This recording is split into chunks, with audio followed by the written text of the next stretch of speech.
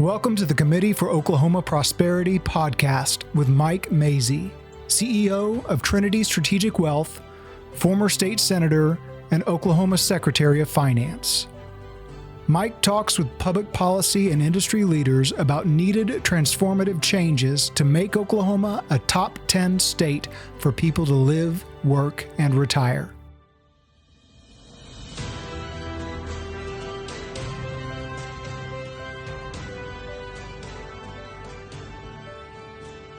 Thanks for joining us today. We're happy here at the Committee for Oklahoma Prosperity to get some time with my friend and leader in the Oklahoma State Senate, Senator Dwayne Pemberton.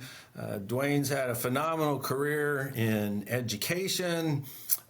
He's chairman of the Retirement Committee, one of the key leaders for the landmark legislation that took place for school choice in Oklahoma. So we're going to get to hear about how some of that came to pass. More importantly, he's got three sons and a passel of grandkids. How many grandkids is it up to, Dwayne? Well, and this coming May, in a few weeks, I'll have number 9, Mike. Oh, 9 grandkids. That's awesome. And I've always been amazed with the Pemberton clan because if I recall, all 3 of your sons served our country in the military. So tell us what the Pemberton men are up to and maybe some of the fun craziness going on with your kids and your grandkids. Well, thank you, Mike. I mean, I'm real proud of my sons. All 3 of them served United States with the National Guard, actually as Army members. Ben went in 2004 when it was still a hot war over there and was involved in the Battle of Fallujah since we were scared to death every day when we didn't hear from him. Wow. Combat, basically construction crew, which they basically went over there to rebuild the roads, and they did a lot of IED repairs and stuff, but they were also involved in that Battle of Fallujah. My other 2 sons, Matt and Adam, went over in 2008, and they were military police, and they basically walked the tiff of the Baghdad prison and took care of the prisoners over there for 18 months. So real proud of them, and they all got back safe and sound, no major injuries or problems other than maybe those little hearing issues because of concussion and things of that nature, but they're here and doing well. And grandkids are playing every sport known to man, ranging from 14 all the way down to, like I said, one's getting ready to be born, but I've got a newborn, a 16-month-old, a 5-year-old, 11-year-old, a 12-year-old, 13 to 14-year-old. So I've got them all ages. A great American family and a true Oklahoma legacy you got going there.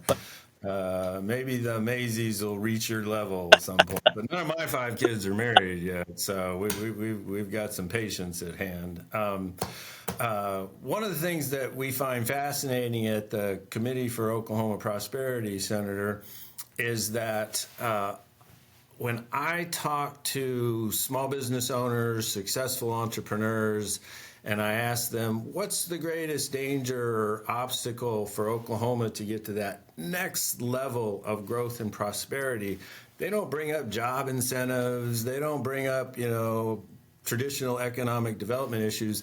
They always talk to me about education and the need to have, proficiency in reading and proficiency in math and a well-educated workforce. So there's obviously some needs for transformation, and one of those big transformation items happened last legislative session, right sort of at the finish line, I guess even with a special session.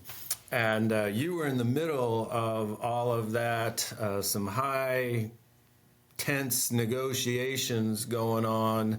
Why don't you share with us what that experience was like and how you and a few others finally got the House and Senate together to launch universal school choice for parents in Oklahoma? Well, thank you, Mike. It was a trial and error last year. I mean, education took all the air out of all the oxygen out of the room right off the bat, and stalemate the entire session until about the last month. And Senator Treat Pro Tem Treat came to me and said, "Hey, would you mind being negotiating with him and Adam, Senator McCourtney, and I said I would be happy to. So we met as our negotiating team. Gosh, it seemed like that last month. We were meeting anywhere from early in the morning till midnight at night, trying to come up with strategies. And then we'd meet with the House and the governor, and it was a full blown negotiation. The governor was in the room just about every time we met. We off way apart. I think the one thing that everybody, all three bodies, the governor, the House, and the Senate, agreed on was that we wanted school choice of some kind. But then going from there, that's where the changes came. We knew that we wanted, to put about $750 million, in education. That's including the $150 million to start the school choice. How to do that? We spent a lot of time in negotiations with our own caucus, trying to decide how we wanted to structure the school choice. And one of the things that about everybody wanted to is they wanted to put some kind of an income cap on it to start with, and we wanted to push the dollars down to the people that needed it most. So if you saw the way that came out, we pushed the dollars down to families that had incomes of $75,000 or less to start with. Okay. Once that money, those groups were satisfied, then it kicked back up to the next level, which was $150,000, and then above that. So we were able to all agree on that pretty quick. And then the teacher pay raise became a sticking issue. Both sides wanted a pay raise because that was really a condition for the school choice, is making sure that we paid our teachers adequately. The House wanted to run the money outside the formula, which you understand that. We wanted to run the money through the formula, so it's per pupil and based on wealth. So we fought on that for about 3 weeks and finally had a compromise with them. We decided to put $125 million into the Red Bud Fund, which they like, and we really didn't, but that pushes money towards those school districts that have low ad valorem and don't have a lot of, are poor.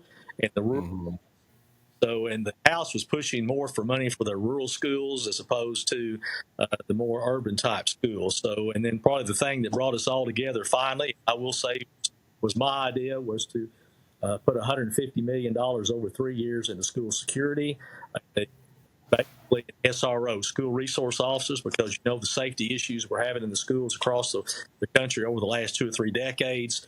And I'm hearing superintendents say, don't just give us more money, give us SROs. We need armed security in our buildings. So I'm happy to say this year we have gone up about 275 SROs across the state in our schools. Great. And with some changes and some tweaks in the law that I'm pushing the bill this year that will help us even put some more in there. Hopefully we'll have every school in the state with an SRO with it. So we finally all agreed. The pay raise would go through the formula.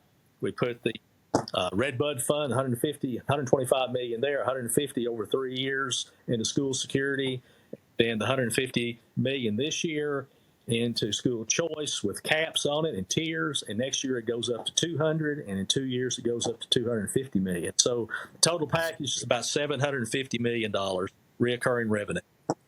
Yeah, really big deal. Thank you for your service. Quite the landmark. And I talk to parents all the time that are just, so excited that they've got this level of flexibility and option and control and choice where they send their kids to school. Is there any way, Senator Pemberton, to get like a refund for those of us who did it in the past, with 5 kids in private schools? When you have triplets, you just kind of end up in private schools, and man, I would have saved a lot of money. As much as I like you, I just don't think. Probably can't go backward. It's good for the future. Now, as a small business, owner and, a finance nerd, I'm always looking at numbers and percentages. And whereas, universal school choice is going to enhance education outcomes for hundreds, if not thousands and thousands of students across the state, the reality is that even in most long-term school choice states, you still have 95% of the kids staying in public schools. And in Oklahoma, we know the outcomes have been just really awful in terms of reading, proficiency scores. Some schools are better than others, and some conditions are better than others. But when you have 80% of eighth graders that can't, read at proficiency, they're obviously shortchanged in terms of having success in high school and being ready for life, and being ready for the workforce. So, you've been a teacher and a coach and a principal. Why did we get to this kind of underperformance in terms of just teaching reading proficiency, Senator? And what do you think has to be done to shift the curve in the other direction? Oh, thank you for the question. I tell you what, it's there's a multiplicity of things that I know. into that. We weren't doing great, but we were doing fairly average before COVID. COVID kind of knocked us back, especially since the schools during that time under the leadership of Hoffmeister decided that we weren't going to be in school. School districts were prepared for virtual learning. So there really was no other aspect for that. Most of the schools tried the best they could. I know some of the schools just shut their doors and walked away. So we lost a year and a half to our education, and the kids got out of the practice of actually reading, got out of the practice of doing homework. And over the last year or so, talking to my friends that are in the superintendency schools, the kids came back and really weren't ready to learn because they were used to not having to learn or having to be, their discipline aspects pretty much had pretty much fallen apart. So we see a lot of issues relating to that, but that is something that we're really working on right now. And there's still a lot of issues here in Oklahoma with generational poverty. There's a lot of problems, still relating to the lack of parental support. You talk about, the school choice, but what you end up with, a lot of the people that take their kids to private schools have parents and family or two-parent families that are focused on education. Education is the way. Education is the way to be successful. But in a lot of our school districts across the state, especially in our urban areas, that's not how some parents see that. And there aren't, we don't have some of those two-parent families. A lot of kids are living with their aunts and their grandparents, and there's not a focus on education. So some of this is cultural, and I legislate our way out of the cultural issue. And that's the tough thing. But right now, what we're focusing on is something that Senator Pugh and them have done, and I'm very supportive of, is we're really trying to get back into and make sure that our colleges and universities that are sending us teachers are making sure they're using the right curriculum and teaching their reading teachers how to teach reading and writing effectively. And that's the main right now, we're trying to do with that is the science of reading. So every college and university uses a separate program. Only 2 of them in the state are using the science of reading. Out of 23 colleges in Oklahoma, only 2 of them are using the science of reading? They're using different reading formats and things that they've used for decades. So the conversations with the chancellor, with higher ed this session has been, we need to start teaching the science of reading universally in all of our teacher preparation programs. And for the teachers that are out in the classrooms now that were not taught that way, money for staff development so that we can teach them through staff development sessions what the science of reading says and the research. It's all phonics based. Get right back to it. When I was a kid, we learned to read phonically, but me too. Phonetically. But as time went on, there were a lot of different types of reading theories, and a lot of them just have not borne out to be very successful. So that's really the big push now, is putting money in, getting the colleges and universities to buy into the fact that we need to be teaching a uniform curriculum to our reading teachers, get into the classrooms and the schools and make the teachers that are already out know how to do that and begin to really focus on pushing reading. A lot of the schools around here that I'm associated with have an English class and a reading class, so we're actually double. But in some areas, they don't have the staff or the curriculum right now, but we're working really hard to get that done. We know that's a big deal, Mike, and it's a big push. And there was some legislation this session that changed the Reading Sufficiency Act and pushed it more towards that direction. So big changes in Oklahoma curriculum regarding reading. Well, that science of reading is so important. You may not remember, but I married a teacher.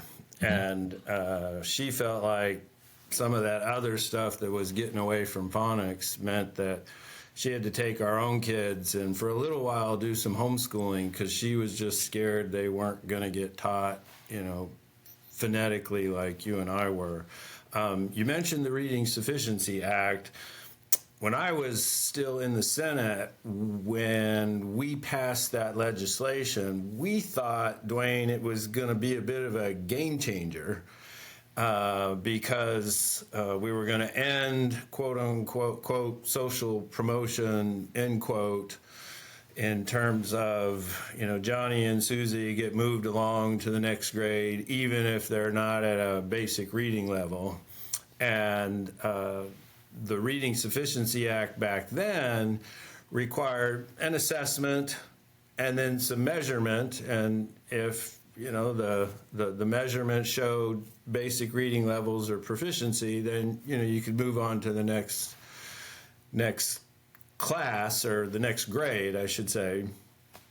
Well, everyone kind of went berserk because there were too many tests and oh my gosh, some of the folks in the education establishment said, we can't be teaching to the test. And as a free market capitalist, I never understood that because the market or the business world tests us every week. I mean, if you don't pass the test, you start to fail.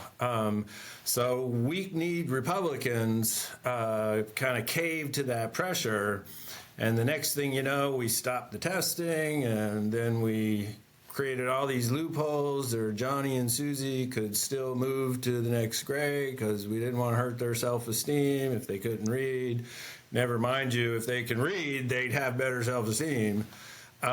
So when you're starting to reinforce some accountability and transparency with the Reading Sufficiency Act now, what's the discussion? What's the legislation looking like?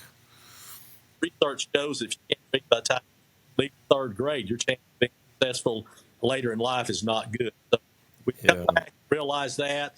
As far as the requirements to move on, I'm not familiar right now with what any other new steps that have been put in. I think the major focus is finding new ways to assess and also new methodology, tutoring, putting more dollars into having those tutors there to make sure kids are meeting those standards and moving on ahead as far as that. Okay.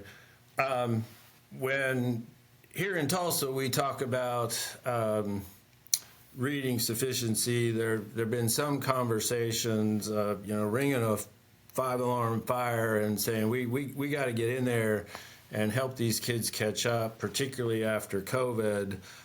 There's a lot of extra money in, the checking and savings accounts of the state of Oklahoma right now, which is a good thing. You conservative Republicans have tried to be fiscally responsible with this, rush of money the last couple of years. Is it conceivable that we should put, 50, 100, $200 million in some sort of 2 to 3 year program so every school district can have some, money and resources for the curriculum and the teacher time to go into the reading class or the after-school class to assess all these kids who need an extra hand? They've got a bit of a pilot project going on here in Tulsa Public Schools between the State Department of Education and our new superintendent, Dr. Ebony Johnson, and they're using some extra lottery money to pay for resources and curriculum to literally take 700 students that have been assessed as in need, and they're going to try to get them up to a basic reading level. What are your thoughts on that kind of dollar commitment to spread some catch up across the entire set of 500 school districts? Well, I mean, we're having those same conversations too, because the ESSER $1 and the ESSER $2, there's a ton of dollars that were spent by the federal government in the state of Oklahoma for those tutoring programs. Did a lot of those in the summer. We're still doing those. Okay.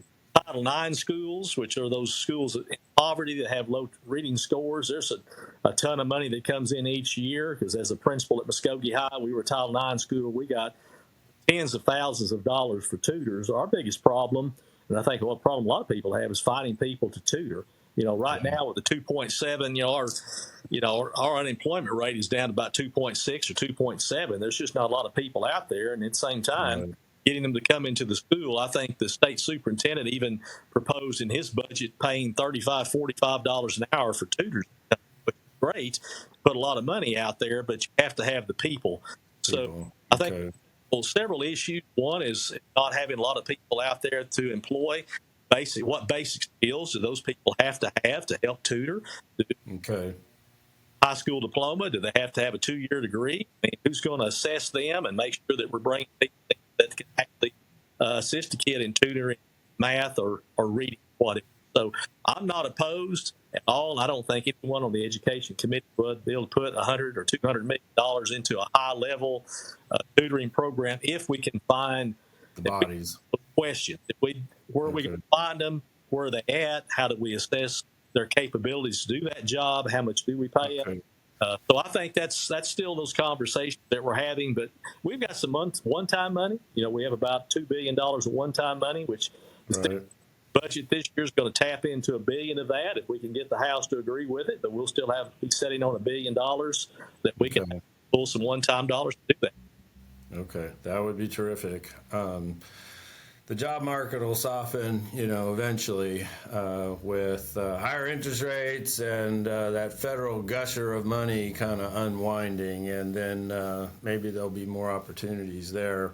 When we talk about paying people, an attractive level of income, you've been at the forefront of trying to make sure that teachers in Oklahoma get some pay raises and play a little catch up in our region. As a leader of a school organization, as an owner of a business, you and I both know that in order to accomplish great objectives and reach a high level of excellence, you got to have talent, and you got to have committed people, and they have to have a compensation level that's attractive.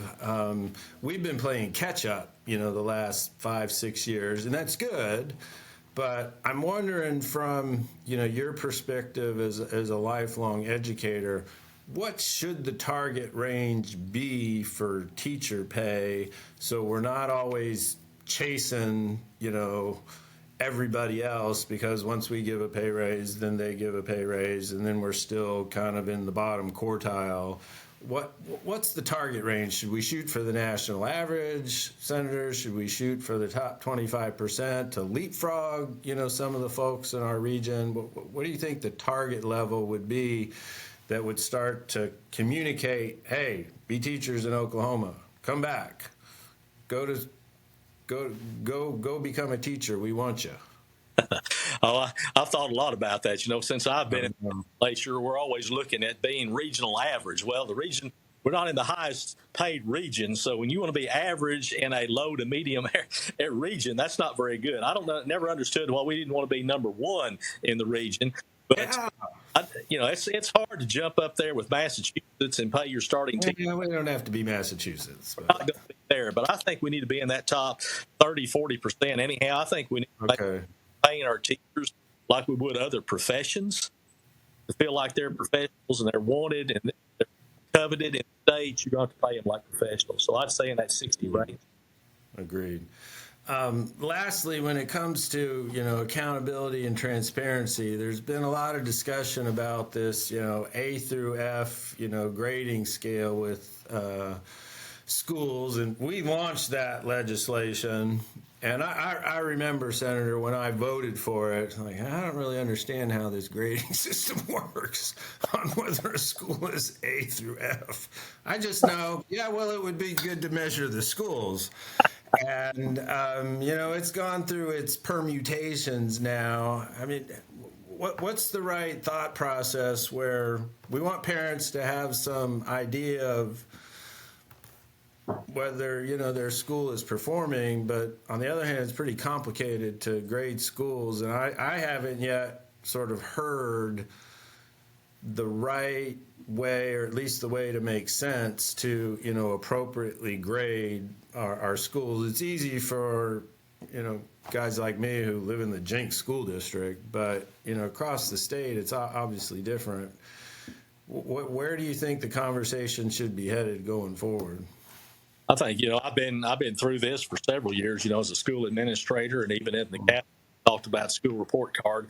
There are those that like it. There are those that don't. I think the people start talking about using different terminology like proficient or not proficient or advanced. But I think the reason they use the AF is because all of us, ever since we were little, have always, report cards have always been A, B, C, be A, B, C, D, or F. So I think they feel like the average person understands what a C is. That's average, and B or an A or whatever. So that's been the thought process. So I'm not opposed to keeping the AF report card. Okay. But what encompasses that AF report card is what it's all about. Right now, the report card has to be sent out to the parents. Now they're mailed out every year. They weren't several years ago, but now those are mailed out to the parents where their schools are. But they're based now on growth. We're not just grading them on their scores in math, science, English, and social studies, but we're throwing those things that the schools can't control, but the schools are held responsible for them. So I can't make a child go to school, but I'm being held responsible for it. I can't make a child, do certain things. So that was the conversation. It went for about 20, 30 minutes, and the bill passed. I don't know if it'll make the floor this year, but I think it's opened the conversation up.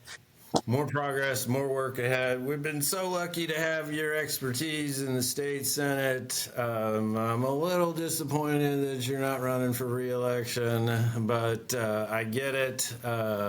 Hopefully you will train and mentor your replacement on all things education. But we're grateful that you spent some time with us today, Senator Pemberton. You always make me smarter on some of this education stuff, so I really appreciate it. I know our participants and listeners are going to love it. So we wish you an awesome next few days with all those grandkids before you're back in the grind at the Capitol, and just have a super blessed time.